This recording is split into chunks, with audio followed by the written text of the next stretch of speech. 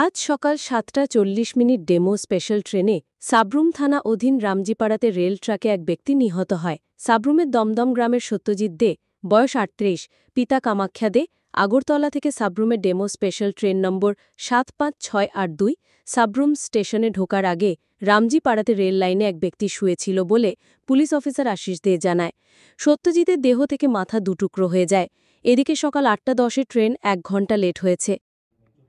আজ সকালবেলা আগরতলা থেকে একটি ট্রেন যার নাম্বার হলো 75682 আপ, যে ট্রেনটি আসার সময় রেলের নিচে একজন ব্যক্তি যার নাম সত্যজিৎ দে, সে রেলের ট্র্যাকের উপর শুয়ে আসলো এবং সেখানে মাথা কাটা যায় এবং দুই টুকরা হয়ে যায়।